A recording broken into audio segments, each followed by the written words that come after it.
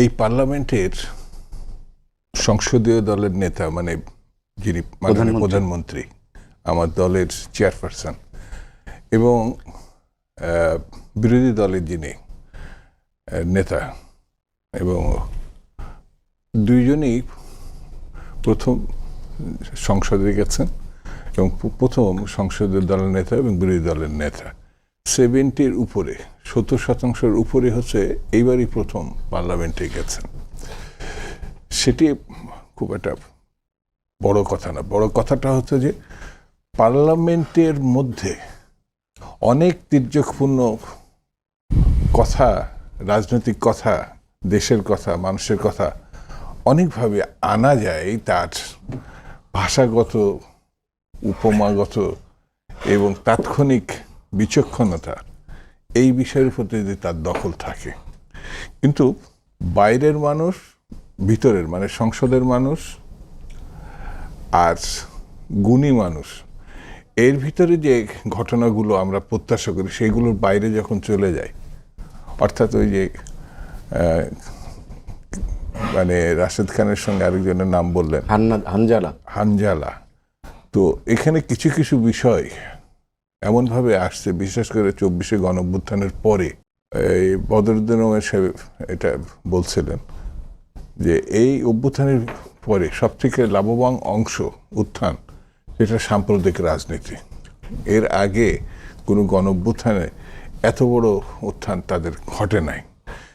পাশাপাশি যে শক্তিগুলো ছিল, তাদের যে অবস্থান বা উত্থান বা ভূমিকা, সেটি অনেকাংশে একটু ম্রিয়মান হয়েছে। আমার কেন বলছে যে আপনি খেয়াল করলে দেখবেন, শুধু পার্লামেন্টে না, রাজনৈতিক অঙ্গনে এমন কিছু ভাষা, শব্দ এবং আক্রমণ যেটা অশ্লীল পর্যায়ে শুধু না, এটা এতটাই ন্যাক্কারজনক। বাংলাদেশের গণতান্ত্রিক রাজনীতিতে, এই পার্লামেন্টের রাজনীতিতে, সংসদের রাজনীতিতে আমাদের কিন্তু অনেক পুঁজি আছে এবং অনেক বিচক্ষণ নেতা বা পার্লামেন্টারিয়ান ছিল, যাদের কথা শোনার জন্যেই শুধু, এমনকি সেই সময় এত টেলিভিশন না থাকলেও রেডিওর কাছে বসে থাকতো। কিন্তু এখন এই দৈন্যতা দেখা দিয়েছে, বিশেষ করে যারা ধর্মীয় রাজনীতির সঙ্গে সম্পৃক্ত। সোশ্যাল মিডিয়াতে গেলে আপনি বেশিক্ষণ টিকে থাকতে পারবেন না। মানে কোনো কারণে কেউ সমালোচনা করছে, তার একটা 14 গোষ্ঠী এমনভাবে, এমন ভাষায়, এমন ভঙ্গিতে মানে বলবে যে আপনার মুশকিলে পড়ে যাওয়ার মতো। সেই জন্যে আমার মনে হয় যে যারা তরুণ, বিশেষ করে গণতান্ত্রিক রাজনীতিতে আছে, তাদের একটু মানে, যেমন পার্লামেন্টের আমিও একসময় সদস্য ছিলাম, তো ওখানে যে লাইব্রেরিটা আছে, যদি তারা এই লাইব্রেরিকে ব্যবহার করে, এবং ধরেন জেলখানার মধ্যে যে লাইব্রেরি আছে, যারা জেল খেটেছেন, এই জায়গাগুলো যারা ব্যবহার করছে, এই লাইব্রেরিগুলো, তাদের বলা চলা সব কিছু একটা আলাদা মাত্রা নেবে।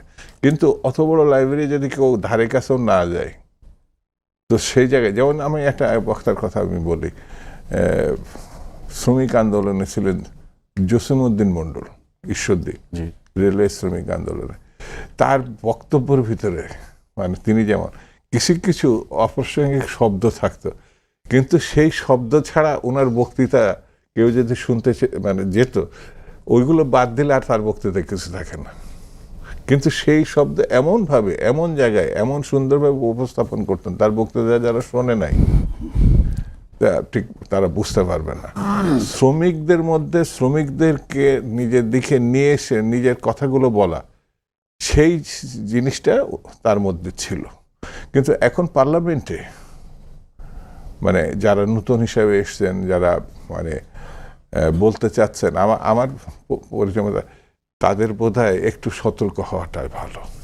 কামাল ভাই, এই যে সংসদের মধ্যে আমরা দেখছি তরুণ কিছু পার্লামেন্টারিয়ান এবারে আসছে, তো তাদের অনেকে আছে ধরেন তো বলছে, কিন্তু বলার মধ্যে ধরেন এক ধরনের উস্কানি আছে, স্পিকারকে অনেক রুলিং দিতে হচ্ছে, বলছে এটাকে শাহবাগ ভেবেন না। তো এই যে পরিবর্তনটা কি আসলো, মানে আমরা গুণগত কি পরিবর্তন দেখছেন আপনি? আমার কথা হলো কি, তাদের কাছ থেকে আপনি পরিবর্তন আশা করছেন কেন? কেন আশা করছেন?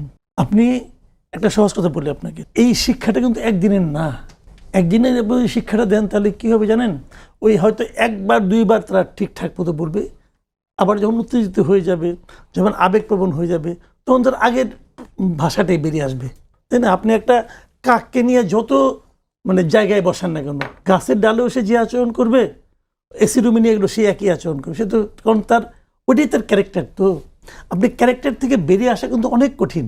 মান্না ভাই তো দীর্ঘদিন বাম রাজনীতি করতেন, বলে না যে ডি ক্লাস হওয়াটা কিন্তু অনেক কঠিন। এই জন্য যে অনুশীলন, যে সময়, যে শ্রম অভিনিবেশ দিতে হয়, এটা তা আর সেটা সেই দেওয়ার মাধ্যমে আসছে এখানে। হানজালা সাহেব যে কথাগুলি বলছেন, আপনি ওনার কাছ থেকে কি আশা করেন? যদি আপনি আশা করেন ধার্মিক একটা লেবাস থাকে ওনার ভেতরে, তো আরো থাকা উচিত ছিল। তাহলে যারা নাকি রাতের বেলা যায় নাকি বিভিন্ন ধর্মসভা ওয়াজ করেন, ওয়াজ তো আজকাল, আগে তো অনেকগুলোতে যাইতাম না, বুঝতাম না, এখন তো দেখতে পাই ইউটিউবে। দেখেন না এগুলো? কতক্ষণ দেখতে পারেন? যদিও আবার দেখতে পারেন, যদি পাশে আপনার কিশোর সন্তানটা থাকে, তাকে নিয়ে ওয়াজ দেখতে পারবেন, ওয়াজ শুনতে পারবেন? কিন্তু এটা তো আল্লাহর কথা কয়। তাহলে কিশোর সন্তানকে নিয়ে আমি শুনতে পাই না কেন? বলেন কি কারণে পাই না? এটা কি ধর্মের কারণে পাই না, নাকি যিনি বলছেন তার কারণে পাই না? তাই না? এটা তো আপনার পার্থক্য ওই জায়গাটাতে। তা আপনি হঠাৎ করে তার কাছ থেকে আশা করবেন কেন? উনি হঠাৎ করে এমপি হয়ে গেছেন, এটুকু ঠিক আছে, এটুকু ঠিক আছে। কিন্তু যে লোকটা ওখানে বসে আছেন উনি তো আচ্ছা দেখেন, দুদু ভাই তো বললেন আমাদের মানে সংসদ নেতা, উনিও প্রথমবার হয়েছেন। আমাদের সংসদ বিরোধী দলের নেতা, উনিও প্রথমবার হয়েছেন। যাদের এই সমস্ত কথাবার্তা শুনে আপনি মানে স্বাভাবিকভাবে নিতে পাচ্ছেন না বলেই তো অনুষ্ঠানের নামটা এরকম করছেন, তারাও অনেকে প্রথমবার হয়েছেন। কিন্তু প্রথমবার হওয়াটা কিন্তু দোষ না, দোষটা হলো ওনারা কে কোন কালচার থেকে উঠে আসছেন সেটার সমস্যা। সমস্যাটা তো ওই জায়গায়। আমি তো পলিটিক্যাল পার্টিগুলিকে যেন দোষ দেই যে আপনারা এমন লোককে কেন নমিনেশন দেন যারা নাকি এসে আপনার পাশে বসবে, বসে তাদের চেহারা দেখাবে যে চেহারা আপনি আবার নিতে পারবেন না। ঘটনা কিন্তু ওই জায়গায় ধরা খাচ্ছে। এখন এটা চলতে থাকবে, বারবার স্পিকার বলবেন এখানে যে আপনারা শিখে আসেন, ঠিক আছে এবার হলো না আগামীবার করবেন। এখন ওনার তো আর কিছু বলার নাই, বলতেছেন। সমস্যাটা কোথায় আমি বলি, সমস্যাটা হলো সারা দেশের মানুষ এগুলি দেখতেছে। আপনারা এগুলো টেলিভিশনে, সরকারি টেলিভিশনে লাইভ সম্প্রচার করেন, আমরা দেখি, আমরা যারা আম জনতা আছে দেখি, আমরাও কিন্তু একটা রেটিং করি, আচ্ছা এই লোক আছে উনি এই জিনিস। আমরা মানে একটা লোক হলে একটা প্রবাদ আছে বুঝছেন গ্রামে, প্রবাদটা হলো যে সেই লোকটা তত বেশি ভালো যার সম্পর্কে আপনি যত কম জানেন। তো এখন আমাদের জানার সুযোগ হচ্ছে, আমরা বুঝতে পারছি কে কতটা ভালো, কে কতটা যোগ্য, কে কতটা নেতা হওয়ার মতো, আমরা এখন জানার সুযোগটা পাচ্ছি। কারণ উনি কথা বলতেছেন, মুখ খুললেই তো সব ক্লিয়ার হয়ে যাচ্ছে, মুখ খুললেই তো সুগন্ধ দুর্গন্ধ সব বেরিয়ে আসতেছে, তাই না? দেখতেছি আমরাও, সমস্যা নাই। জাতি শিক্ষিত। আপনি কিভাবে মূল্যায়ন করবেন এই পার্লামেন্ট? আপনারা যেরকম করে বলছেন তার সাথে তো আমার খুব মিলছে না। প্রথম কথা হচ্ছে আমি জনাব হানজালা কি বলেছেন তা জানি না। ভার্বাটিম যদি শুনতাম তাহলে এটার উপর একটা কথা বলতে পারতাম, কিন্তু সাধারণভাবে যদি আমাকে বলেন, আমি মনে করি এই পর্যন্ত সংসদ যেভাবে চলেছে এর মধ্যে এমন কোনো মহাভারত অশুদ্ধ হয়ে যায়নি, এমন কোনো কথা বলা হয় নাই যেটাতে আমাদের একদম বিচলিত হবার মতো আছে। খেয়াল করে দেখেন, পাকিস্তান আমলে এই পার্লামেন্টের মধ্যে লাঠির বাড়িতে, মানে লাঠি তো ছিল না, চেয়ারের পায়া ভেঙে বাড়িতে সাইদারিকে মেরে ফেলা হয়েছিল। আর তাছাড়া খুব হিস্টোরিক্যাল একটা ঘটনা হচ্ছে যে ইউএন জেনারেল অ্যাসেম্বলিতে ক্রুশ্চেভ পায়ের জুতা খুলে টেবিল চাপড়েছিলেন, পিটিয়েছিলেন, মানে সব জায়গায় দেখিয়েছে। জুলফিকার আলী ভুট্টো পাকিস্তানের সাবরমতী বক্তৃতা করছিলেন, তো তার বিরুদ্ধে সম্ভবত আইয়ুব খান বা তার কোনো একজন লোক বলছিল, পরবর্তী সময় আমি ভুলে গেছি, কিন্তু বক্তৃতাটা আমার মনে আছে। উনি বলছেন যে তার সম্পর্কে অভিযোগ ছিল যে ও মদ খায়, তো উনি তার জবাবে বলছিলেন যে मैं तो शराब पीता हूँ और तुम लोग तो आदमियों का खून पीते हो, तुम लोग खूनी हो। তো খুনি বলা হলো, এটা কী হলো? আমি যেখানে আসছি জানি না, আসার আগে হঠাৎ করেই কেন জানি না টিভি ছেড়েছিলাম, না সরি ফেসবুকে গেলাম, দেখলাম মোদি দাঁড়িয়ে আছে চোরের মতো পার্লামেন্টের মধ্যে, আর ধুয়ে ফেলছে 2-3টা নেত্রী। আমি গত কয়েকদিন ধরে শুনলাম যেরকম করে বক্তৃতা করেছে মোদি, ওখানকার কালচারে বা বা যেরকম হোক নোমসটা এরকম হয়তো আছে যে তখন কেউ হইচই করে না, আমরা যেরকম হই হই করি বাধা দেয় এরকম করে না, করে মাঝে মাঝে হয়তো ওই সময় করছে না। কিন্তু তাকে আদানি যে ডাকাতদের নিয়ে আসছে, মাত্র 4 ঘন্টা আগে যার সম্পর্কে আপনি গালাগালি করেছেন, চরিত্রহীন বলেছেন, তাকে শপথ দেওয়ার পরে যা যা করেছেন সেগুলো বলেছেন, আমাদের এখানে ওই তরুণে যদি বলেন সেরকম কোনো ভাষায় ব্যবহার করা হয়নি। হান্নান মাসুদের নাম বলেছেন না, আমি এটা শুনেছি। হান্নান মাসুদ কি বলেছেন? প্রধানমন্ত্রীর উক্তি সম্পর্কে একটা কথা বলেছেন। এখন আপনি বলতে পারেন যে এই কথাটা ভুল হয়েছে, উনি এরকম না বলতে পারতেন, কিন্তু প্রধানমন্ত্রীকে যে অপমান করে উনি বলেছেন সেরকম তো না, কথা তো সত্যি। প্রধানমন্ত্রীর বক্তব্য সম্পর্কে ইতিমধ্যে কিন্তু কোনো জায়গায় কোনো কোনো জায়গাতে কথা আসছে যে উনি যে বক্তৃতাগুলো করছেন সেই বক্তৃতাটা সবই তো রিটেন স্পিচ, তো সেই জায়গাতে ভুল এত হচ্ছে কেন? একদম সন, তারিখ, ডেটাস, ফ্যাক্টস এগুলো পর্যন্ত ভুল হয়ে যাচ্ছে।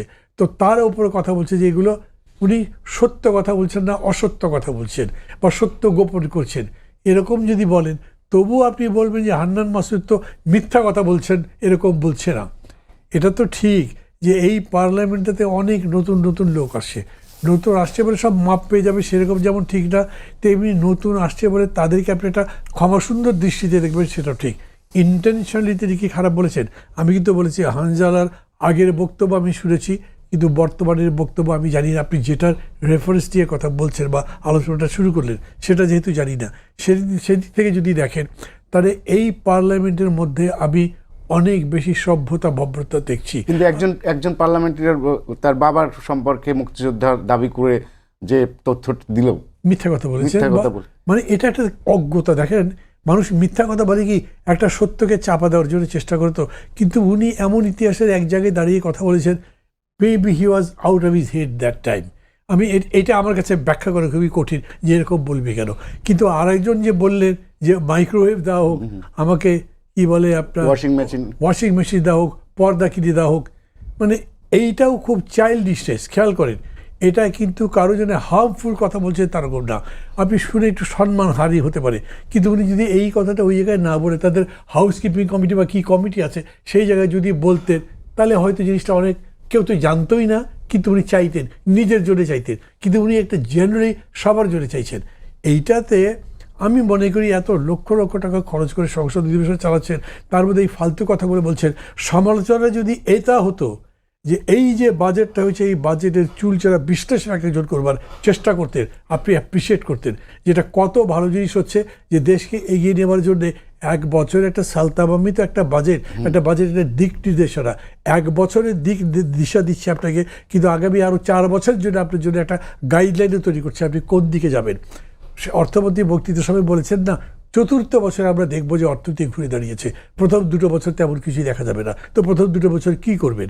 তারপরেও একটা বাজেট দেওয়া হয়েছে, সেই বাজেট কত ইম্পর্টেন্ট আলোচনা, তার মধ্যে যদি আপনি চা খাওয়ার আবার ব্যবস্থা নেই সেসব বলেন, তখন মানুষ বলতেই পারে আমি পেটেই ভাত পাই না, আগুন লেগে গেছে বাজারে, একটা সবজি নিয়ে যার দামে 100 টাকার কম, এই পরিস্থিতিতে এগুলো কি হচ্ছে? ওইটা অশ্লীলতা কাকে বলে? দেখেন ওই যে একটা গল্প আছে না, ছবি আঁকতে দিয়েছে দুজনকে, তো একজন এক এক রকম এঁকেছে, তো একটা ছবি আছে একটা মহিলা অলমোস্ট নেকেড কিন্তু পায়ে একজন বোঝা পড়া, তখন বলছে এই ছবিটা নেকেড। আবার একদম ফুললি নেকেড যেটা দিয়েছে সেটা বলেছেন এইটা নেকেড না। কেন এটা নেকেড বলছেন না? কেন উনি বলছেন this is the creation of God, আর এইটা তুমি তৈরি করেছো, তাতে ইঙ্গিত করছো যে দেখো এই ঢাকলেও কিন্তু আসলে এর পেছনে এই রগ্নতাটা আছে। তো আমি এরকম করে একটা জিনিস তৈরি করলাম, সেটাকে অশ্লীল লাগে দেখতে। আমি এরকম করা জিনিস বললাম যেটা আমার কষ্টের কথা বলছে না, এই মুহূর্তে আমার সবচেয়ে প্রয়োজনীয় যে জিনিস সেটা বলছে না, সেখানে কিন্তু আপনি বলতে পারেন যে এইগুলো ফালতু কথা হচ্ছে, এই কথাগুলো নিন্দা করা উচিত বা এগুলো বন্ধ করেন, আপনারা কাজের কথা বলেন। সেই তুলনায় গালাগালি ইত্যাদি কোনো কিছু হচ্ছে না। মনে আছে আপনার, এটা কত সাল ভরে গেছি, সম্ভবত সুলতান আহমেদ চট্টগ্রামের বাঁশখালী থেকে এমপি ছিলেন, উনি জুতা দেখিয়েছিলেন পার্লামেন্টের মধ্যে, এবং বি চৌধুরী বলছিলেন দেখেন স্পিকার সাহেব পেছন থেকে জুতা দেখানো হচ্ছে আমাদেরকে। টেলিভিশনে জুতা দেখায়নি, জুতার কোনো ছবি কেউ দেখায়নি, কিন্তু বি চৌধুরী অভিযোগ করেছিলেন। তো পার্লামেন্টের মধ্যে যেগুলো হতে পারে না সেরকম না, তো একজন আরেকজনকে তেড়ে যায়, এরকম তো বহু ঘটনা ঘটেছে। এবং বয়কট করবার সময় কী ধরনের উত্তেজনাকর পরিস্থিতি হয়, এখন এগুলো হচ্ছে না। এটা যে একটা খারাপ দিক আমি কিন্তু এটা মানতে রাজি নই। গালাগালি যদি এরকম হতো যে তোর বাপ চোর, তুই চোর, তোর মা বেশ্যা, তাইলে আপনি বলতে যে ও একটা মানুষই না। কিন্তু এইখানে যে কথাগুলো বলা হচ্ছে তাতে আমি দেখছি পার্লামেন্টের নর্মসের বাইরে চলে যাচ্ছে, বা অনেক জিনিস অপ্রয়োজনীয় মনে হচ্ছে, কিছু কিছু বিরক্ত লাগছে। আমি যা শুনতে চাই তা আমি পার্লামেন্টে শুনতে পাচ্ছি না। আমি বরঞ্চ টক শোতে যেগুলো পাচ্ছি, আমি অনেস্টলি বলি, আমার কাছে মনে হয় যে পার্লামেন্টের মধ্যে এগুলো কোনো কিছু নাই এখন। এবং ওই জায়গাতে আর একটা জিনিস আছে কি, মাঝে মাঝে পরস্পরের মধ্যে মানে সরকারি দল বিরোধী দলের মধ্যে খাতির দেখানো হচ্ছে, সেই খাতিরগুলো কোনো যৌক্তিক খাতির না। মানে ধরেন আমেরিকার সাথে আমাদের যে বাণিজ্য চুক্তি হয়েছে, উভয় দল চুপচাপ। রুমিন ফারহানা বললেন যে এটা বিরোধিতা করবে, কিন্তু উনি তো নোটিশ দিতে পারছেন না, 4 জন সদস্য পক্ষেরাই। উনি তখন গিয়ে এনসিপির কাছে বলছেন যে আমাকে একটু সমর্থন দাও, তারাও দিচ্ছে না। দেন হোয়াট ইজ দিস পার্লামেন্ট? এত বড় একটা চুক্তি আলোচনাই করলো না, দ্যাট ইজ ইনডিসেন্ট। আমি এমনকি এটাকে অশ্লীলও বলতে পারি, যদিও শব্দটা আমি বলতে চাচ্ছি না, কিন্তু আমি এটাকে মনে করি যে নিশ্চয়ই এটা করা দরকার ছিল। ওই জায়গাতে কেউ যদি একটা ধরেন যে লাইনের বাইরে গিয়ে কথা বলে থাকে, একটা শব্দ প্রয়োগ ভুল হয়ে থাকে, সেইটাকে আমি এত বড় করে দেখতে চাই না। সমালোচনার জন্য যখন তুলেছেন আমি সেটাকে অ্যাগ্রি করছি, নিশ্চয়ই তাদেরকে আরও পরিশীলিত হওয়া দরকার, কারণ এটা তো সবাই দেখে করবে। এখন আমার একটা কথা বললেন যে পার্টিগুলো যখন নমিনেশন দেবে তখন এগুলো দেখে করা দরকার, যে এরা গিয়ে কথাবার্তা বলতে পারবে। তো ওইখানে শিক্ষিত লোক ভোটই দাঁড়াতে চায় না, আর শিক্ষিত লোক যদি দাঁড়ায় উনি বক্তৃতা করতে জানেন না, শিক্ষিত লোক মানুষের সাথে মেশেন না, উনি ভালো করে কথা বলেন না। আর চাষা ভুষে টাইপের লোক, ক্ষেত টাইপের লোক, সে গিয়ে মানুষের সাথে এর বাড়িতে ঢুকে ওর বাড়িতে গিয়ে ভাত খাই, ওর 10টা টাকা দেয়, বাচ্চাকে কোলে তোলে। মানে মানুষের সাথে বেশার কতগুলো কায়দা তারা এমন করে রপ্ত করেছে, এবং হয়তো তাদের টাকা পয়সাও আছে। পার্টি কি করে, ভোট যখন পার্লামেন্ট হয়, এই কথা যারা বলেন তারা খুবই ভুল করেন। তখন গুণের বিচার হয় না, তখন নাম্বার হয়, কারা বেশি নাম্বার পায় জিতে কি, কারণ ক্ষমতায় যাবার প্রশ্ন আছে। তো সেই জায়গাতে কোয়ালিটি থাকে না। আমি এটাকে অ্যাপ্রুভ করছি তা বলছি না, কিন্তু আমি বলছি একটা ধরেন যেটাকে আমরা বলি যে মেসেজকে, মানে গণমাধ্যমে যদি গুণের চর্চা থাকতো তাহলে হয়তো এই জিনিসগুলো হতো না এরকম করে, তাহলে আমরা আরও পজিটিভ জিনিস পেতাম, পার্টিগুলো আরও পরিশুদ্ধ হতো। সব পার্টি তাই করছে, অতএব এই দিকেই আমরা যাচ্ছি। ভাই, আগামীকাল 23 জুন নিশ্চিত ঘোষিত আওয়ামী লীগের প্রতিষ্ঠাবার্ষিকী, এটা নিয়ে সরকার এক ধরনের ইসের মধ্যে সতর্ক অবস্থানে আছে। ইতিমধ্যে সেনা মোতায়েন করা হয়েছে কয়েকটা জায়গায়। তো সরকার হঠাৎ করে সিরিয়াস কেন আওয়ামী লীগের প্রতিষ্ঠাবার্ষিকী কেন্দ্র করে? তারা কি, সরকার কি মনে করছে আওয়ামী লীগ বড় কোনো কিছু ঘটাবে?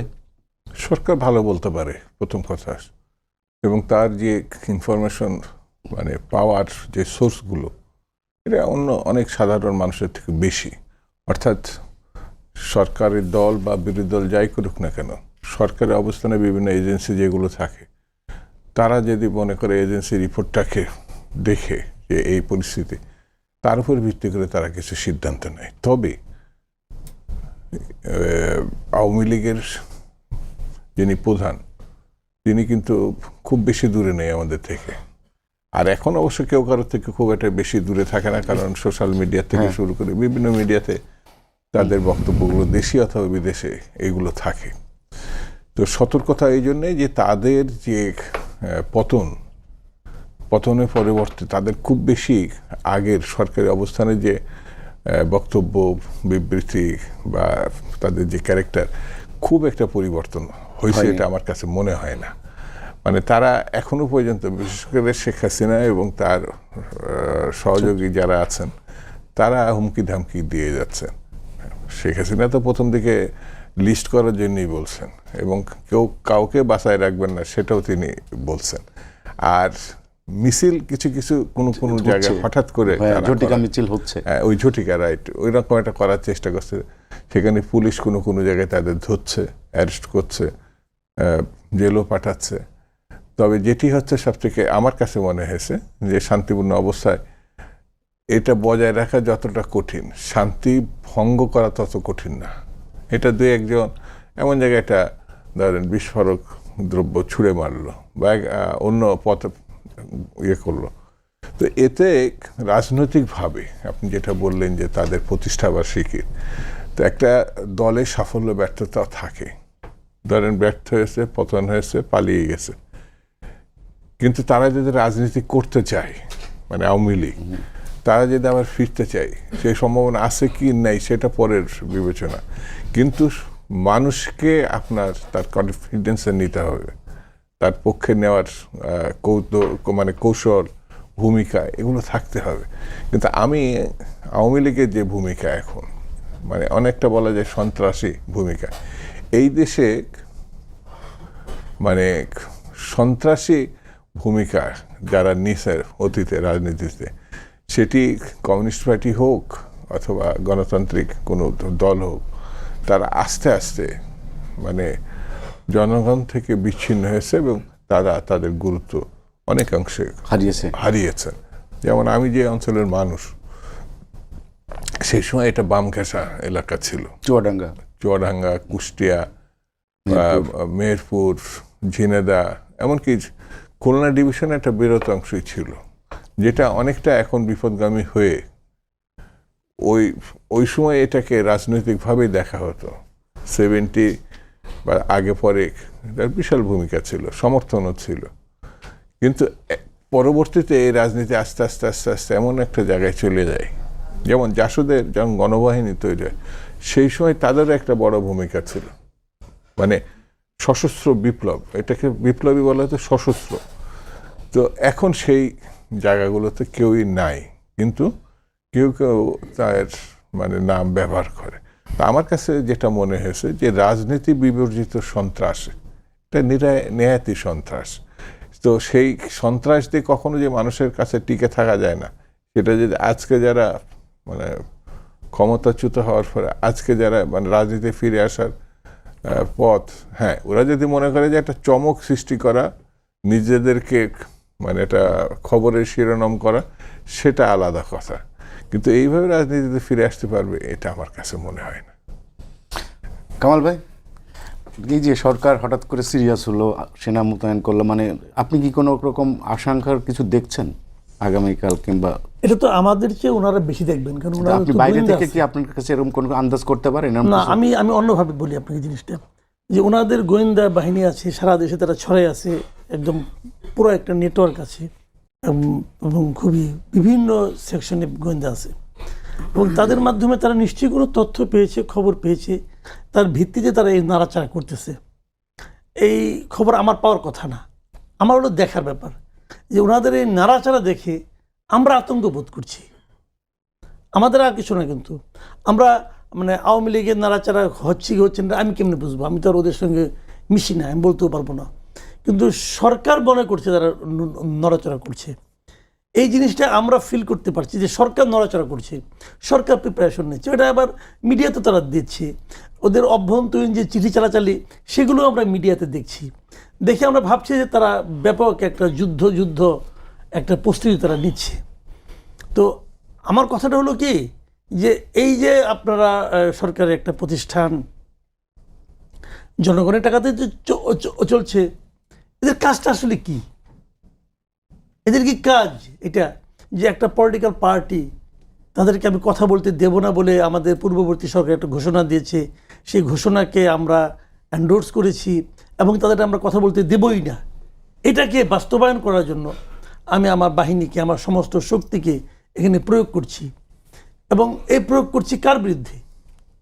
যে লোকগুলো, এই লোকগুলো তো এই দেশেরই নাগরিক। তো এখন তাদের আপনি কথাই বলতে দিবেন না, তাহলে কয়দিন দিবেন না? যে যতদিন বিচার না হবে।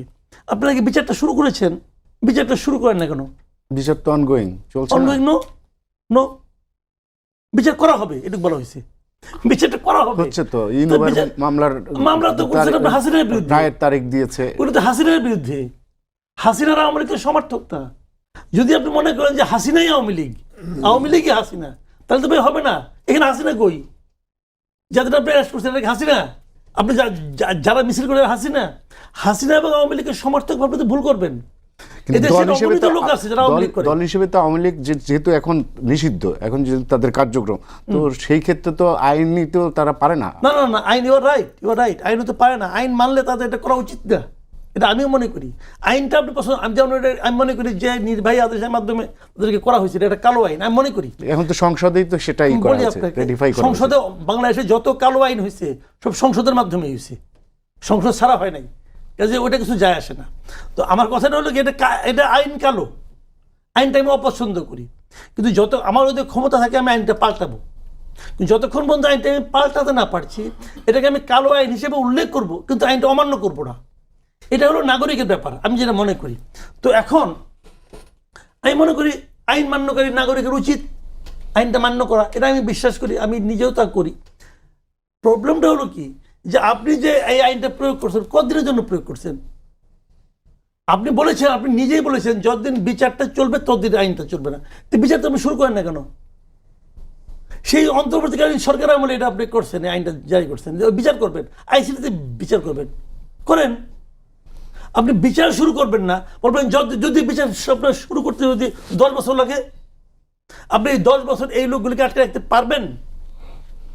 তখন এই লোকগুলি আইন মানবে? কিন্তু লোক তো ভাই 3টা না। আপনি একজন লোককে বলছেন তোরা আমি বাইন্দা রাখলাম, পুলিশ আসার আগ পর্যন্ত তুই থেকে নড়তে পারবি না, কারণ পুলিশ তোর আসে না, বিচারও হয় না। সে কতক্ষণ এখানে থাকবে? বাদা একটু মুস্তামসি করবে না? আর মুস্তামসি করতেছে, আপনি মন খারাপ করেন, মুস্তামসি তুমি কেন করো? তোমার তো চুপ করে থাকার কথা। তো ও তো বলতেছে ভাই আপনারা তো বিচার করেন, বিচার করেন, আপনি তো বিচার করেছেন না, আপনি বলবেন আর মানবে সেটা? ওরকম তো হাসিনা অনেক কিছু বলছিল যে তোমরা এটা করতে পারবা না, এটা করতে পারবা না, মানছে কেউ? মানুষ নিজের সুবিধা অনুযায়ী বানামানি করে। এখন আপনি বলবেন যে তুমি এখানে এভাবে থাকো, আমি থাকবো না রে ভাই, আর আপনি তোমাকে আটকে রাখবো, রাখেন আটকে। আপনি কয়জন আটকাবেন? যখন সংখ্যাটা 3 জন হয় কোনো আওয়াজ হয় না, যখন সংখ্যাটা 30 জন হয় তখন আওয়াজ হয়, যখন সংখ্যাটা 300 জন হয় তখন আপনি পারেন না। এখন আপনাকে এটাও বুঝতে হবে, আপনি একটা জায়গায় নদীতে বাঁধ দিবেন, বাঁধ দেন, বাঁধ দেন, কিন্তু নদীর পানির জোর কতটুকু ওইটা বুঝে বার্তা দেন। তাহলে আপনি বাঁধের যন্ত্রপাতি যা আনবেন, কাঠটা টানবেন, এই কাঠগুলি অপচয়। আমার কথা হলো এটাই যে বাস্তবতাকে বুঝে আপনাকে আইনটা প্রয়োগ করতে হবে। সেই বাস্তবতা বুঝে অন্তর্বর্তী সরকার আইন প্রয়োগ করেছিল বলে আমি মনে করি না। এই সরকার একটা গণতান্ত্রিক সরকার, ওরা জনগণের শক্তি সম্পর্কে ধারণা থাকা উচিত, ওনাদের সেইভাবেই কাজটা করা উচিত। মানে ভাই, আপনি আওয়ামী লীগের ফেরার সম্ভাবনা কতটুকু দেখছেন রাজনীতিতে? সেটা তো একটা ধরনের আলাদা প্রশ্ন, কিন্তু যে প্রশ্নটা আমাদের দুজনকে করেছিলেন আমি তার উপর একটু বলি। আচ্ছা, আওয়ামী লীগ তো আমাদের আশেপাশে আছে, আওয়ামী লীগ আমাদের পাশে আছে, তারা কি করবে কি করতে পারে সেটা সম্পর্কে আমরা একেবারে অজ্ঞ যে সেরকম না। তাছাড়া পাশের দেশের যে সমস্ত মিডিয়া আছে সেই মিডিয়াগুলো তো বলে, সোশ্যাল মিডিয়া, তারপরে অন্যান্য মিডিয়া, সেখানে যেরকম করে তারা বলেছে তাতে ওইখানে অবস্থানরত, ওইখানে আশ্রয়প্রাপ্ত শেখ হাসিনার নির্দেশ হচ্ছে 23 জুন তাদের প্রতিষ্ঠাবার্ষিকী যথাযথভাবে পালন করতে হবে।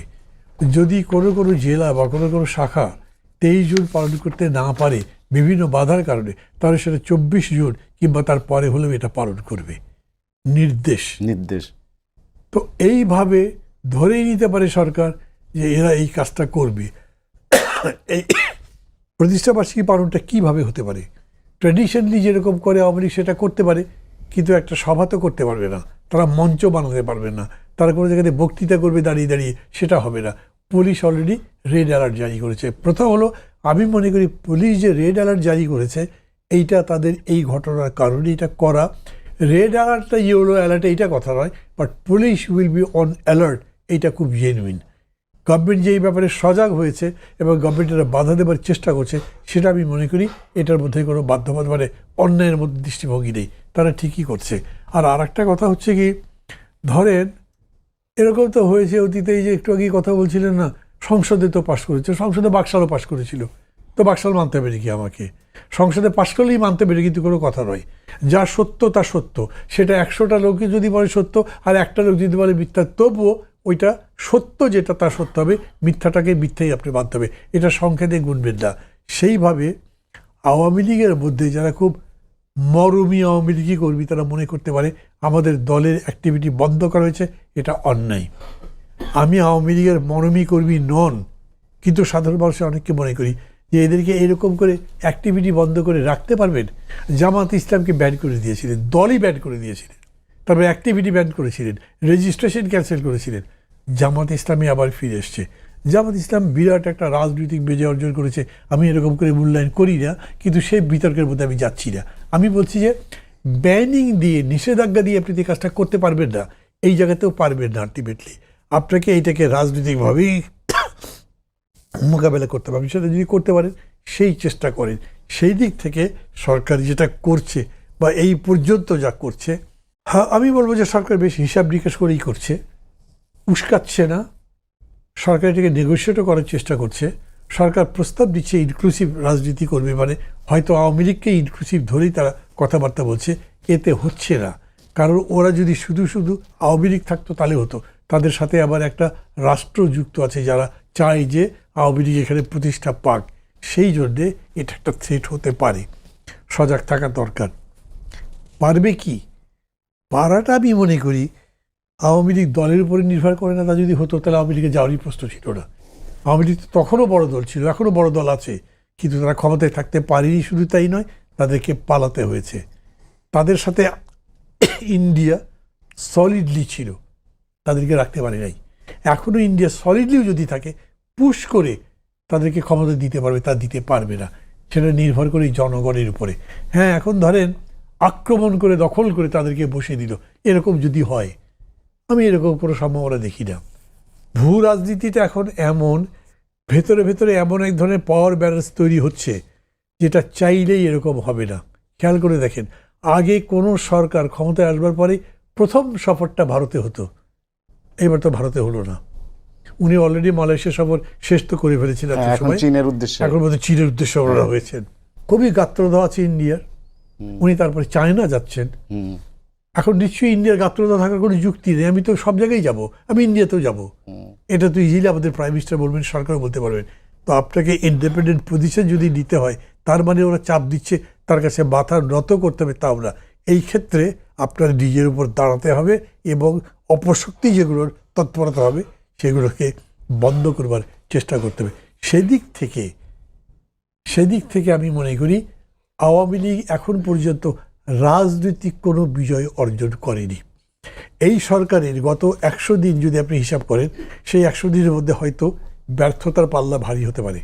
অন্তত আমি সমালোচনার দিক যখন দেখছি, মানে যেদিন ভোটে এত অ্যাবসলিউট নিরঙ্কুশ সংখ্যাগরিষ্ঠতা বিএনপি জয়যুক্ত হয়েছে, সেই দিনের সমর্থনটা যত দৃঢ় ঘন জমাট বাঁধা ছিল, আজকে আমি সেটাকে একটু একটু ফিকে হতে দেখছি। এটা কমে যাচ্ছে অথবা ফিকে হয়ে যাচ্ছে, আমি শব্দটা এটা বললেই বোধহয় ভালো। এই জায়গাতেও যে আওয়ামী লীগ নিজেদের কারণে করতে পারছে তাহলে এটার কারণ কি? দাম বেড়ে গেছে। ওই যে একটু আগে আমি বলছিলাম, সবজির দাম 100 টাকা কেজির কম কোনোটা আছে আমার তো মনে হয় না। সব কিছুর দাম বেশি, ইনভেস্টমেন্ট নাই, অর্থনীতির অবস্থা খারাপ। এগুলো দেখে মানুষ ভাবছে এটা কি আইন শৃঙ্খলা বেশি খারাপ। মানে খুন দর্শন শুরু হয়েছিল, এখন তো খুন বেশি পরিমাণে দেখা যাচ্ছে। এগুলো দেখে লোকে মনে করছে যে কি জানি এটা চাইতে, মানে আমি কারো কাউকে বলতে শুনছি এরকম, যে তারা মনে করছে যে আমরা কি ফেলে কোথায় আসলাম। তো এই পরিস্থিতিতে যদি আওয়ামী লীগ নিজেদেরকে একটা পলিটিক্যাল অ্যাপ্রোচ দিয়ে মানুষের সামনে হাজির হতে পারতো, ওইটা আপনার জন্য পটেনশিয়াল থ্রেট হতে পারতো। তার আগে পর্যন্ত এদের যে ঘুষ, দুর্নীতি, লুটপাট, এটা এখনও মানুষের সামনে জল করে। ওই অর্থে আওয়ামী লীগের পেছনে কোনো সমর্থনই আছে আমি মনে করি না। এবং যেহেতু আইনি একটা বাধা আছে, এই দেখবেন সবাই খুব হইচই করছে না যে স্থানীয় সরকার নির্বাচনে দেখা যাবে যে আওয়ামী লীগ কত জিতেছে, কিন্তু আওয়ামী লীগ তো ভোটই করবে না। ভোট করবে ইন্ডিভিজুয়াল, সেটাতে আপনি রাজনৈতিক বিচার করতে পারবেন না। পরবর্তী যে ভোট হবে সেই ভোটে আওয়ামী লীগ অংশ নিতে পারবে না। তাহলে 5 বছর পর্যন্ত আওয়ামী লীগের আমি কোনো ফিউচার দেখছি না। 5 বছর পর্যন্ত আওয়ামী লীগ কীরকম করে থাকবে দেখার বিষয়। আওয়ামী লীগ কি ততখানি আদর্শিকভাবে কনসলিডেটেড যে তারা 5 বছর পরেও একই শক্তি দিয়ে অবস্থান করবে? শেখ হাসিনা ততদিন পর্যন্ত সুস্থ থাকবেন, ভালো থাকবেন? অনেক প্রশ্ন আছে, যে জন্যে পুরাপুরিভাবে আওয়ামী লীগের ভবিষ্যৎটা আমি অনিশ্চিত দেখি। দুদু ভাই, আওয়ামী লীগের ভবিষ্যৎ মান্না ভাই অনিশ্চিত দেখেন। আমি একটু এই প্রধানমন্ত্রী সফর নিয়ে বলতে চাই যে প্রধানমন্ত্রী ট্র্যাডিশনাল আমাদের দেশে প্রথমেই ভারতে সফর যায়, কিন্তু উনি তৃতীয় দেশ দিয়ে উনি শুরু করলেন, এরপরে উনি চীন যাচ্ছেন। এই বিষয়টা ইন্ডিয়া কিভাবে দেখবে? তাদের প্রতিক্রিয়াটা কেমন হতে পারে? ঠিক চীনে যাচ্ছে এটা না বলে, এইটি যে কূটনীতিক সুলভ কিছু সিদ্ধান্ত হয়েছে, মালয়েশিয়ায় যাচ্ছেন, দ্বিতীয় দেশ হিসেবে চীনে যাচ্ছেন। চীন থেকে তিনি মালয়েশিয়ায় যাচ্ছেন না। যেমন আপনি যেমনটা বললেন যে ভারতে, আমার পার্শ্ববর্তী 3 দিকেই সীমান্ত ভারতে, তো সেখানে সব কিছুতেই মানে যে প্রতিনিধি সরকার মানে 15-16 বছর ধরে যারা ক্ষমতায় ছিলেন সব কিছুতেই কিন্তু ভারত কেন্দ্রিক তাদের একটা ভূমিকা ছিল, এবং ভারতেরও এই দেশের জনগণের থেকেও ওই নেত্রী এবং ওই দলের প্রতি মানে খুবই সেই দল বায়াসড মানে কে এটা ভয়াবহ রকম বায়াসড। যেমন একটা নির্বাচন হয়েছে পরপর যে 3টে নির্বাচন হয়েছে, 3টা নির্বাচনকেই তারা প্রশংসা করেছেন, সমর্থন জানিয়েছেন এবং প্রধানমন্ত্রী হিসাবে শেখ হাসিনাকে অভিনন্দন জানিয়েছেন। ওই সময়গুলোতে যে এই নির্বাচন নিয়ে যদি সমর্থনের আগে দুটো লাইন যে অন্যান্য বিরোধী দল নট বিএনপি শব্দ না উচ্চারণ করতো তাহলেও একটা প্রসঙ্গ ছিল, সেই জিনিসগুলো ওই সময় আমরা লক্ষ্য করি না। অর্থাৎ দেশ হিসাবে এবং ওই দেশের সরকার হিসাবে আর এই দেশের সেই সময় সরকার এবং একটা দল হিসাবে এর মাঝখানে যেটা মুখ্য বিষয় সেটা হচ্ছে জনগণ। দুই দেশের জনগণের সঙ্গে কোনো সম্পর্কের ঘটনা ছিল না, সবটাই মানে ভারতের স্বার্থের ভিত্তিক। অর্থাৎ আওয়ামী লীগ থাকতে, যেটা শেখ হাসিনা বলছে আপনার বোধহয় স্মরণ আছে এবং এটা খুবই ইতিহাসে লেখা থাকবে যে ভারতকে যা দিয়েছি আমি এমন কিছু দিয়েছি যে সারা জীবন মনে রাখবে। মনে রাখবে। তো সেই ঘটনার আদতে এটাই সত্য এবং ওটা মনেও রাখছে ভারত, মনে রাখেনি কিন্তু তাকে আশ্রয় না দিয়েছে। না না, শুধু আশ্রয় না, পুরা পার্টি সেখানেই আছে। এখানে যারা বলছে যে আওয়ামী লীগ যারা যায় এটা সাধারণ আওয়ামী লীগ সমর্থক বা সাধারণ কর্মী যারা এই পরিস্থিতির কিছু কিছু মানে নির্যাতন বলে, আক্রমণ বলে, অপদস্থ বলে তারা মুখোমুখি হচ্ছে, ওনারা কিন্তু হচ্ছে না। সেই বিবেচনা থেকে আমার কাছে যেটা মনে হয়েছে যে বাংলাদেশের রাজনীতিতে যেমন ধরেন বিএনপি যদি সফল হয় মানে নির্বাচনে একেবারে অ্যাবসলিউট মেজরিটি পাইছে, এতে একটা সফল। বিএনপি যদি সফল হয় তাহলে আওয়ামী লীগের কোনো ভবিষ্যৎ নাই রাজনীতি। অর্থাৎ যে কোনো সরকার সফল হলে তার বিরোধিতা যারা করেন তারা একটা কোণঠাসা অবস্থায় পড়ে যায়। ধরেন এই যে আওয়ামী লীগ 70-তে দেখেন পাকিস্তানের সর্বশেষ নির্বাচনে তারা যে মানে আসন মানে অন্য বিরোধী দলগুলো একেবারে নিশ্চিহ্ন হয়ে গেছিলেন। 71-এ মুক্তিযুদ্ধের সময় তাদের ভূমিকা নিয়ে নানান প্রশ্ন আছে, তারপরেও আওয়ামী লীগ ছিল।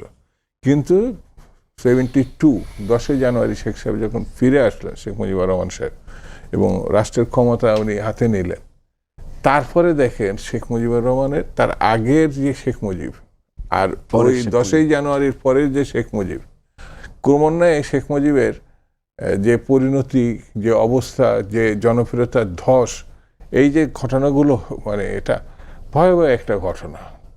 অর্থাৎ মানুষের প্রয়োজন, যেটা মান্নাবি কিছুটা দিলেন যে বাজার, এটা একটা বিরাট ফ্যাক্টর।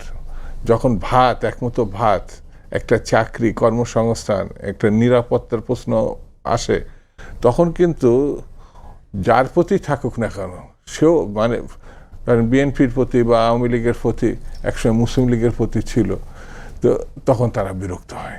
এই বিরক্তি একসময় বিরোধিতায় রূপান্তরিত হয়। তো বাংলাদেশের রাজনীতিতে এখন যে জায়গাটা আছে, প্রত্যাশার যে চাপ, সেটা হচ্ছে 2 দশকে না পাওয়ার যে বঞ্চনা বা ক্ষোভ, মানে কষ্ট, বেদনা, সেটা কিন্তু এখন এই সরকারের কাছে, মানে বর্তমানে বিএনপি সরকারের কাছে প্রত্যাশা করবে। সেই জায়গাটায় ছোট ঘটনাও যদি তারা আহত হয় মানে জনগণ, তাহলে এটা অনেক বড় হিসাবে দেখা দেবে। ওই যে মানে এখন আছে না কোনো জায়গায় ধরেন একটা বোমা বিস্ফোরণ বা এটা, সরকার সেনাবাহিনী কেন, মানুষকে মানে রক্ষার জন্য সরকার তো এটা, সে নানান পদক্ষেপ নিতে পারে, কেন নিল? তার মানে সেনাবাহিনী এখন আসবে কেন? এটা গণতান্ত্রিক সরকার বা পুলিশ এত মানে কঠোর ভূমিকায় যাচ্ছে কেন? এই প্রশ্ন একটা মহল করতে পারে না তারা, কারণ পুলিশই রাষ্ট্র, সেনাবাহিনীর রাষ্ট্র গণতন্ত্রের সঙ্গে যায় না। কিন্তু যখন সন্ত্রাস হবে তখন কি আপনার শুধু কথা চিড়ে ভিজবে না। কামাল ভাই 2 মিনিটে যদি বলেন প্রধানমন্ত্রীর সফরটা, এই যে আপনি কি খুব বিচক্ষণ, সবাই বলছে যে উনি দেখেন প্রথাগতভাবে আমরা মানে দেখেছি এর আগে নতুন সরকার আসলে ইন্ডিয়ায় যায়, কারণ ইন্ডিয়া আমাদের একদম প্রতিবেশী। তারা মনে করে হয়তো এই সরকার ছাড়া আমরা চলবো না, আমাদের সঙ্গে অনেক লেনদেন আছে।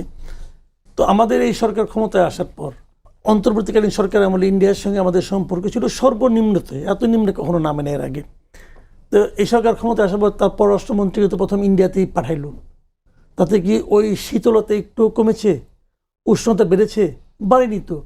তো যদি এই সরকার এভাবে দেখে যে আমি তো ফরেন মিনিস্টারকে পাঠিয়ে দেখলাম, তো তাহলে এইভাবে হচ্ছে না। পশ্চিমবঙ্গের নির্বাচনের পরে তো তারা আরো বেশি আরো খারাপ হয়ে খারাপ যাচ্ছে। অবস্থা। এখন ওনারা যে আমরা বার্গেন করব, এখন যদি চীন যাওয়াটাকে যদি আপনি মনে করেন বার্গেনের পার্ট যদি মনে করেন আপনি, আমি তো কোনো খারাপ দেখি না, বরং আমি তো মনে করি এটা মানে গুড ডিপ্লোমেসি তারা এখানে দিয়ে দেখছে।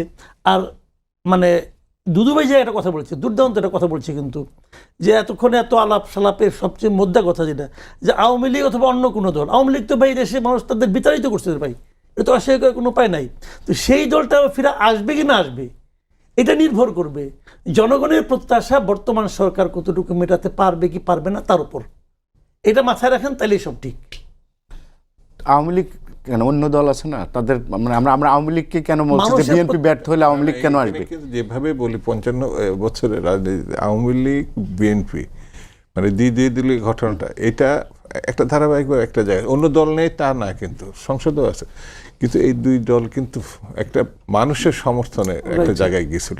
সেখানে আওয়ামী লীগের এই যে পতন, এতে আনব্যালেন্স বলবো আমি রাজনীতি গণতান্ত্রিক বিবেচনায়, তাদেরকে আবার উঠে আসতে হবে।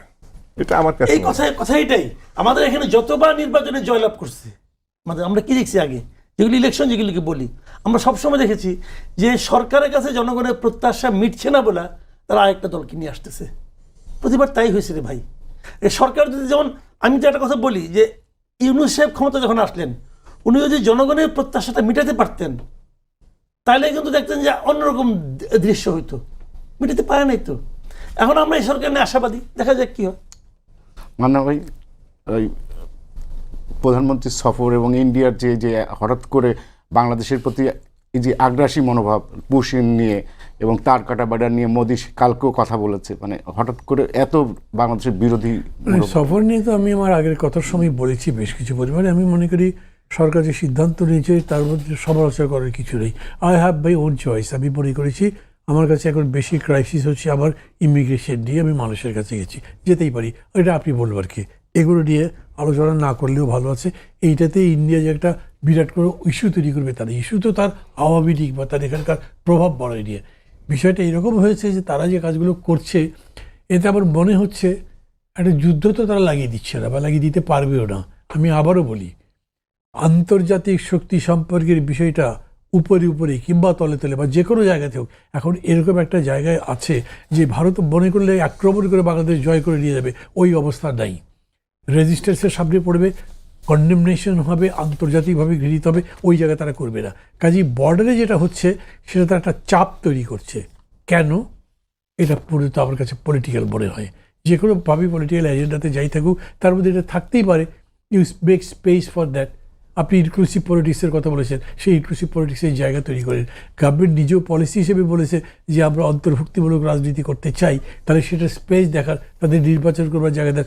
তলে এগুলো হচ্ছে কি না এগুলো দুদু সাহেব বলতে পারতেন, তো আমি বলতে পারবো না, বা আমাদের কারো যারা সুযোগও নাই, ওনারাও কত করে যারা সুযোগ আছে আমি কিন্তু তাও জানি না। কারণ এই সমস্ত সিদ্ধান্ত যে পার্টির সব স্তরে হয় তারা এমন সময় হতে পারে যে একজন মানুষই জানে। কে জানতো যে এরকম একজন ফরেন মিনিস্টার আসবে? দুদু সাহেব তো দূরের কথা, বউ সাহেবই তো জানতো না। তো ওই রকম মানে power game is all together different. সেই জায়গাতে নিশ্চয়ই একটা কিছু বিবেচনা আছে বা থাকতে হবে, যাতে আমরা কোনো অন্যায় প্রেশারের কাছে হতে স্বীকার না করি। আমি এটা বলবো না যে বছর পর বছর এইরকম গায়ের জোরে পেয়ে আওয়ামী লীগকে বন্ধ রাখতে পারবেন, যেটা দুদুভাই বলছেন যে যদি বিএনপি তার শাসন দিয়ে জনগণকে সন্তুষ্ট রাখতে পারে তাহলে আওয়ামী লীগের কাছে যাবে কেন? আপনি প্রশ্ন করছেন বিকল্পখানে আওয়ামী লীগ ভাবে কেন? আনসার সহজ, আর একজন কেউ বিকল্প হওয়ার মতো অ্যাপিয়ার করে নাই। যখন করবে তখন আওয়ামী লীগের কিন্তু খবর থাকবে না। এবং এইটা বিকল্প হয়নি। জি, আওয়ামী লীগের বিকল্পকে জামাত কিংবা এনসিপিকে আপনি মনে করেন না? মানে আমি দুটো জিনিস থেকেই আপনাকে বলতে পারি যে জামাত আমেরিকার এই যে এটার বিরোধিতা করলো না, সরকার এবং তারা তো একই সাথে চেষ্টা করলো। এবং জামাতকে আরও অনেকগুলো ব্যাপারেই দেখেন, তারা মনে হচ্ছে না যে ফাটিয়ে ফেলবে সংসদ দিয়ে, কি বলে, সংস্কার দিয়ে, করলো না তো। জামাত অনেকগুলো বছর অনেক তাপ সহ্য করেছে, যে কোনো কারণ হোক, নিজেদের দোষ বা ইয়ে মিলে। তারপরে তার এখন যে অবস্থানটা পেয়েছে, দ্যাট ইজ ভেরি কমফোর্টেবল। তারা একদম হয়তো আশাও করেনি, তারা এটা সংহত করতে চাইবে, এটা হারাতে চাইবে না। ফলে জামাত এখনই ওই রকম একটা, যেটাকে বলা হয় যে আক্রমণাত্মক বা ধরেন এক ধরনের আপসীর লড়াই করতে যাবে, যে এটা আমার মনে হচ্ছে না। তারা বরঞ্চ বেশি করে চাইবে নিজেদেরটা কনসলিডেট করতে। সেই জায়গাতে খুব বড় আকারে একটা ধূসর এলাকা আছে, যেখানে অন্য শক্তির দাঁড়াবার সুযোগ থাকবে, আমি তাই মনে করি। দুদু ভাই, সেটা হচ্ছে যে এই যে সংসদে জামাতের একটা বড় ধরনের আসন ছিল, কিন্তু অনেকে মনে করে যে বিরোধী দল হিসেবে জামাত এনসিপির সেই আওয়াজটা তুলতে পারছে না সংসদে তারা, এবং যেসব কথাবার্তা বলছে সেগুলো খুব খুব ম্যাচিউর পলিটিক্স মনে হচ্ছে না। আপনার কাছে কি মনে হয় যে জামাত আসলে কেন বিরোধী দল হিসেবে সংসদে খুব কার্যকর ভূমিকা রাখতে পারছে না? এই যে বিশেষ করে কয়েকটা ইস্যু আছে, সেই ইস্যুগুলোতে এই জুলাই সনদ নিয়ে তারা কথা বলছিল, সেটা নিয়ে শেষ পর্যন্ত প্রধানমন্ত্রী একটা কমিটি গঠন করার কথা বললো, সে কমিটিতেও আসলো না, তারা কোনো নামও দিল না। তারপরে আবার রাজপথে আন্দোলনের কথা বলছে বিভিন্ন সময়, যে একটা বিপ্লব অনিবার্য হয়ে উঠেছে মাঝে মাঝে বলে। তো এদের ভূমিকাটাকে আপনি কিভাবে দেখছেন? প্রথম কথা আমার কাছে এটা মনে হয় যে জামাতে ইসলাম প্রতিষ্ঠার পর থেকে এইবারের পার্লামেন্টে, মানে বাংলাদেশের পার্লামেন্টে যে অবস্থানটা, যে সিটগুলো তারা পাইছে, এর আগে কখনো এত সিট পায়নি, এই অবস্থায় তারা ছিল না, না বাংলাদেশে না পাকিস্তানে। তো তাদের বিরোধী দলের রাজনীতি, সরকার তো নাই, বিরোধী দলের রাজনীতিতে ওই ধরনের প্রাতিষ্ঠানিক কোনো ভূমিকা এর আগে ছিল না। অর্থাৎ একটা প্র্যাকটিস থাকতে হয়তো, সেই প্র্যাকটিসটা তাদের কখনো ছিল না। এখনো পর্যন্ত পার্লামেন্টেও দেখবেন অনেক জায়গায় তাদের জড়তা আছে, এবং রাজপথে তারা প্রধান শক্তি ছিল না কোনো কালে, মানে বাংলাদেশের বিভিন্ন সময় রাজনৈতিক প্রেক্ষাপটে তারা সহযোগী শক্তি হিসেবে কোনো না কোনো ফ্রন্টে থেকেছে, কোনো না কোনো অবস্থানে থেকেছে, একক শক্তি না, যেটা আওয়ামী লীগ, বিএনপি বা অন্য সময়ের যে ভূমিকাগুলো।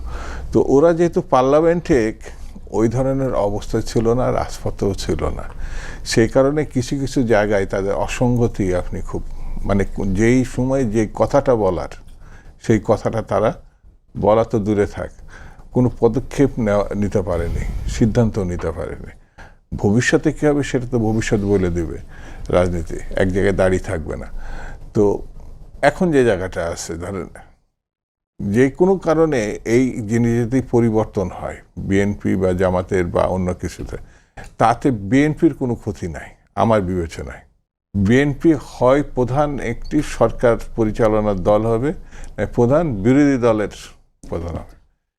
এটি এখনকার না, কিন্তু এটা অতীতেও আমরা এই লক্ষ্য করছি। যখন সরকার হিসাবে আওয়ামী লীগ আসছে, প্রধান বিরোধীকারী দল হিসাবে বিএনপি আসছে। কিন্তু জামাতের ভূমিকা কি হবে সে মনে করছে কোনো কারণে যদি এই পরিস্থিতির দৃশ্যপট, তারা কিন্তু দেখুন 24-এর পরে ইলেকশনের আগে একটা ধারণা দেওয়া হচ্ছে তারা এবার সরকার আসছে। তো এমনভাবে বলছে, কিছু কিছু থেকে বিশ্বাসযোগ্যতা তৈরি করে হয়েছে। কিন্তু প্রশ্ন হচ্ছে যে যত দিন গড়িয়েছে, নির্বাচনের কাছাকাছি আছে, তত তাদের সত্যটা প্রকাশ হচ্ছে না, জামাত ওই অবস্থায় আসবে। আমাদের প্রায় সময় শেষ। মান্নামের কাছে আমি এক মিনিট জানতে চাই, আমরা শুনছিলাম যে আপনারা একটা নতুন মোর্চা করতে যাচ্ছেন, আপনারা যারা বিএনপির সাথে রাজপথে যুগপথ আন্দোলনে ছিলেন, সেরকম কিছু দল। এটা কোথায় শুনেছেন? এটা শুনলাম যে সাইফুল হক আপনারা মিলে একটা সাইফুল হক তো সরকারের সাথেই আছেন, আছে, কিন্তু আপনারা তো সরকারে নাই। সরকারে নাই কিন্তু সরকারের সাথেই আছেন। আমি আবার গ্রে এরিয়াতে আছি। গ্রে এরিয়া কেমন? আমি দুই জোটের কোন জোট এরকম করে চয়েসই করছি না। আমি মনে করি আসলে কারেক্ট লাইনটা কি হতে হবে সেটা ঠিক করি, তার ভিত্তিতে তখন সবার সাথেই হবে। আর আমরা যাদের সাথে ছিলাম, মানে একসাথে ছিলাম, যে বিএনপি সহ, এই এতদিন পর্যন্ত বিএনপির পক্ষ থেকে আমাদের তো খোঁজখবর করেনি, তার তো আমাদের জিজ্ঞেস করে বা আমাদের সাথে কোনো আলোচনা হয়নি। ফলে তাদের অ্যাটিটিউড কী, তারা ফিউচার কীরকম করে প্ল্যান করেন জানি না। ফলে এগুলোর উপর আমি কোনো কথা বলতে পারবো না। আমি আমার কথা বলতে পারি, সেটা আমি একটু আগে যেটা বলেছি, আমি মনে করি বিএনপি যেভাবে চলছে, যদিও তাদের ঘুরে দাঁড়াবার সময় এখনো প্রচুর আছে, অনেক জায়গা আছে। এইভাবেই যদি চলতে থাকে তাহলে সে অন্যদের জন্য স্পেস বেশি তৈরি করতে থাকবে। যেটা দুদু বললেন, তারা কারেক্ট যদি না হয় তাহলে বাকিরা, তাহলে বাকিদের মধ্যে যাতে আমি আসতে পারি, আমি একটা কারেক্ট পলিটিক্স নিয়ে সেইটা চেষ্টা করব। আমার সঙ্গে এই পলিটিক্সে যাদের যাদের মিলবে তারা মিলে করব, সেটা যারাই হোক সেটা তো পরে দেখবার বিষয়। এবং আমি মনে করি এরকম রাজনীতি তো আগামী দিনে হবে।